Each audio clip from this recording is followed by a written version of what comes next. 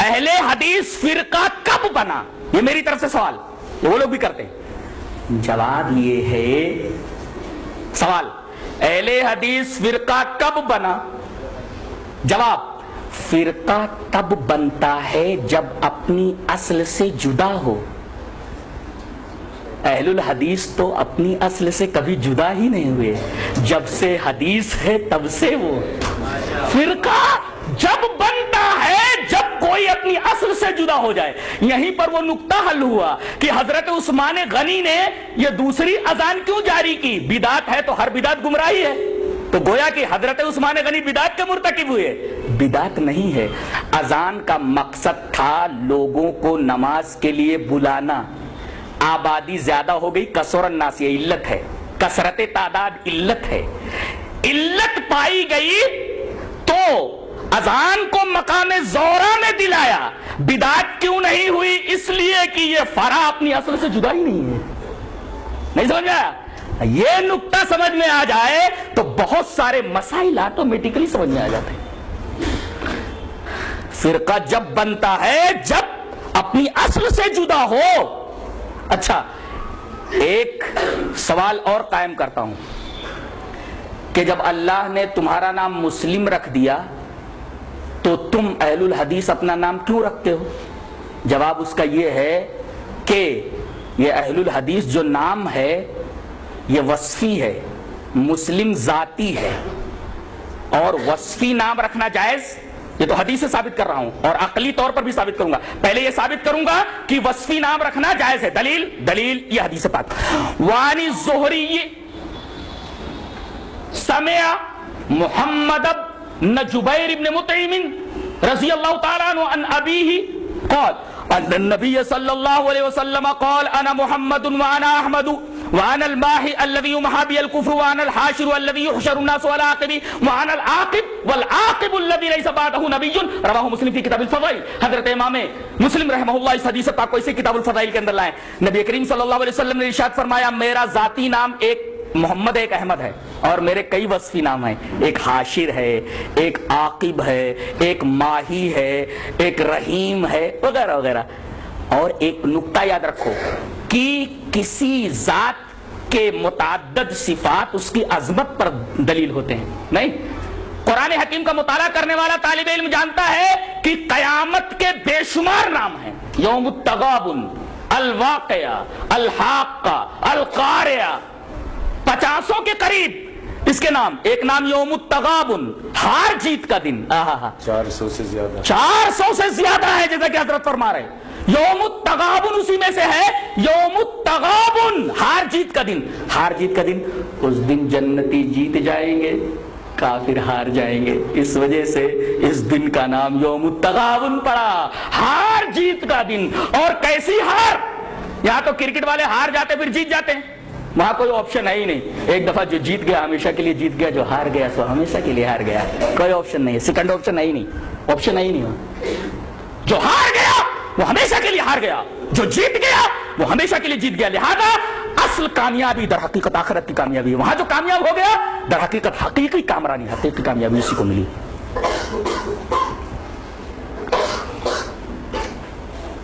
تو کسی چیز کے متعدد نام، متعدد اسما، اس کی متعدد صفات اس چیز کی، اس ذات کی عظمت کی دلیل ہوتے ہیں۔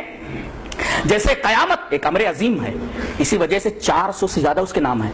اور امام قرطبی رحمت اللہ علیہ نے یہ بات لکھی ہے کہ کسی چیز کے متعدد نام اور کسی چیز کی متعدد صفات اس کی عظمت شان کے اوپر دلیل ہوتی ہے۔ عربوں کے ہاں، اہل عرب کے ہاں تلوار کی بڑی عظمت تھی، بڑی اہمیت تھی، لہذا انہوں نے صرف تلوار کے لیے 500 الفاظ جمع کیے۔ 500 ورڈ ہے تلوار کے لیے۔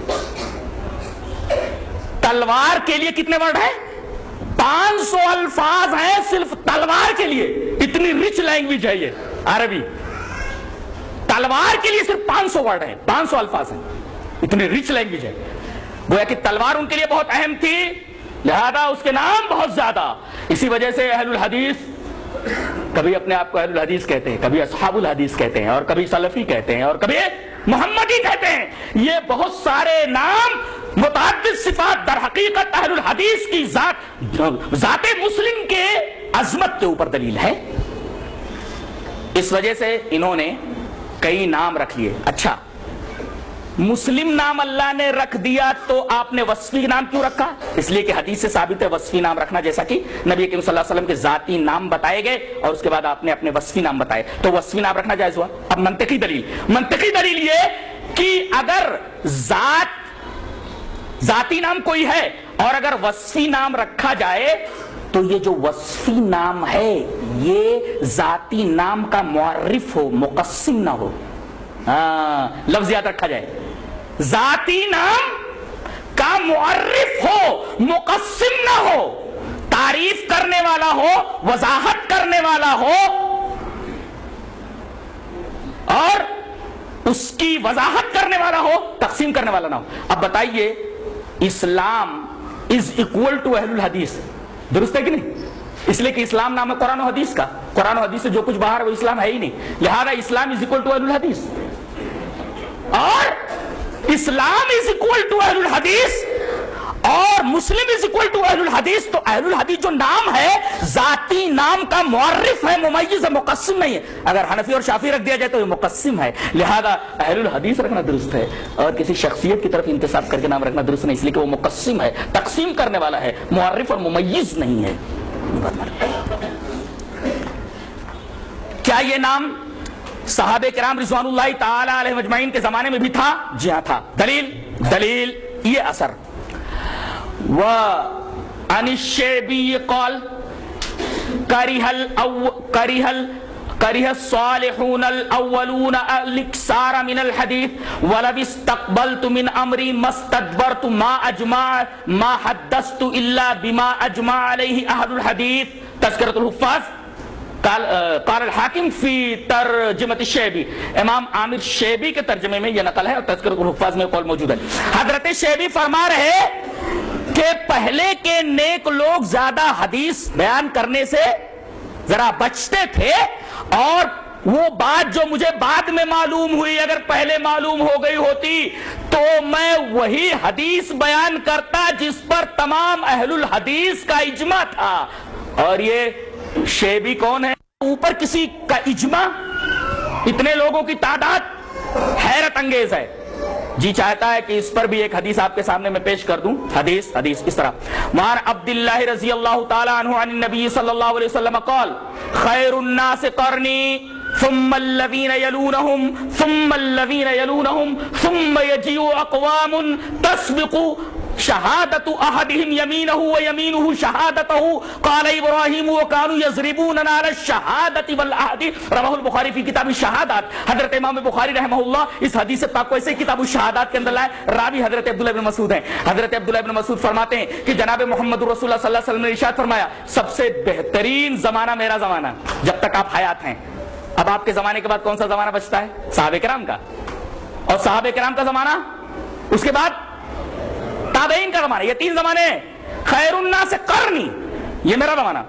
ثم الذین یلونہم، پھر اس زمانے سے جو لوگ منسلک صحابہ. ثم الذین یلونہم، پھر میرے صحابہ سے جو منسلک ہیں. اس کا مطلب دور نبوی، دور صحابہ، دور تابعین اور دور صحابہ کے اندر یہ لفظ موجود تھا. اس کا مطلب صحابہ کرام رضوان اللہ تعالی علیہم اجمعین لفظ اہل الحدیث سے اچھی طرح واقف تھے.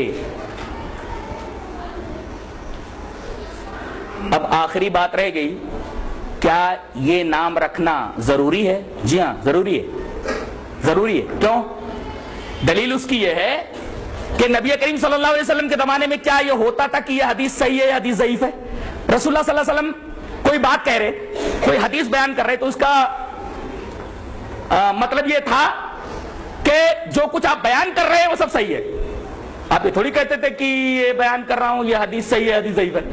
اور صحابہ کرام بھی یہ نہیں کہتے تھے کہ یہ حدیث صحیح ہے حدیث ضعیف ہے. اچھا بعد میں جب صحیح حدیثوں کے اندر ضعیف حدیث گھس گئی تو فقہاء نے، محدثین نے کہنا شروع کر دیا کہ یہ حدیث صحیح ہے حدیث ضعیف ہے، تاکہ معلوم ہو جائے کہ صحیح حدیث کیا ہے ضعیف حدیث کیا ہے، تاکہ لوگ ضعیف حدیثوں کو چھوڑ کر کے جو انسانوں نے گڑھ لی تھی نبی کریم صلی اللہ علیہ وسلم کی حدیث کے اوپر آ جائیں. تو آج پہلے مسلمانوں کے مقابلے میں صرف کافر تھے تو اور نام رکھنے کی ضرورت نہیں تھی، لیکن آگے چل کر کے جب بدعتیں پھیلی تو مسلم کے ساتھ ساتھ اہل السنہ نام رکھا گیا بدعتیوں کے خلاف، اور سنت کا پتہ چونکہ حدیث سے چلتا تھا لہذا اہل الحدیث انہوں نے نام رکھا، اس لیے کہ اہل السنہ ہو ہی نہیں سکتا کوئی جب تک کہ اہل الحدیث نہ ہو، اس لیے کہ سنتوں کا پتہ حدیث ہی سے چلتا، کوئی سنت ڈھونڈنی ہو تو آپ کہاں ڈھونڈیں گے؟ حدیث ہی کے اندر تو ڈھونڈیں گے۔ اس کا مطلب اگر کسی نے کہہ دیا اہل الحدیث تو اہل القرآن بھی ہو گیا، اہل السنہ بھی ہو گیا، محمدی بھی ہو گیا،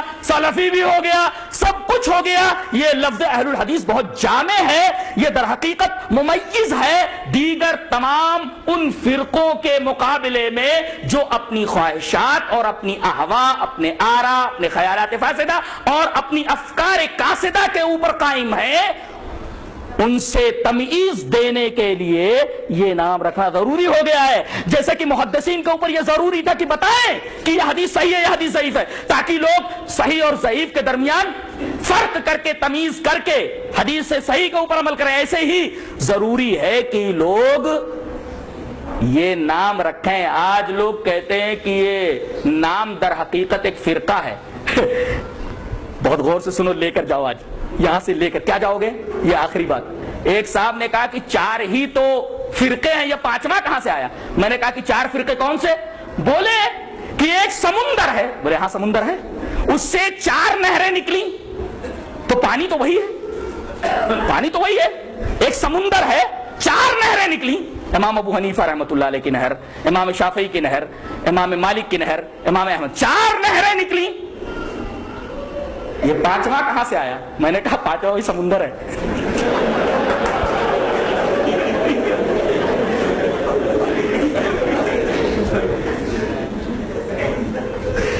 پانچواں کہاں سے آیا؟ 4 نہریں نکلی، 5واں کہاں سے آیا ہے؟ میں نے کہا وہی سمندر ہی تو ہے، وہی اصل ہے، وہی اہل حدیث ہے۔ اچھا یہ چاروں تو وہی پانی ہے۔ بولے پانی تو صحیح تھا۔ میں نے کہا لیکن آگے چل کے بارشیں ہوئی اور بڑی گندگیاں آ گئیں سب اس کے اندر۔ اب اگر صحیح پانی اور صاف و شفاف پانی پینا تو سمندر کی طرف رجوع کرنا ضروری ہے۔ اب وہ آیت کریمہ پڑھ لو، تقریر کا اختتام، یا ایھا الذین آمنوا اطیعوا اللہ واطیعوا الرسول واولی الامر منکم فان تنازعتم فی شیء فردوہ الی اللہ۔ اگر پانی گدلا ہو جائے تو گدلے پانی کو چھوڑ دیا جاتا ہے، ڈائریکٹ کنویں کی طرف، اصل کی طرف رجوع کیا جاتا ہے۔ وہی مطلب ہے فَإِن تَنَازَعْتُمْ فِي شَيْءٍ فَرُدُّوهُ إِلَى اللَّهِ وَالرَّسُولِ۔ اللہ تبارک و تعالی ہمیں نیک عمل اور اچھی سمجھ کی توفیق عطا فرمائے۔ وآخر دعوانا الحمد للہ رب العالمین۔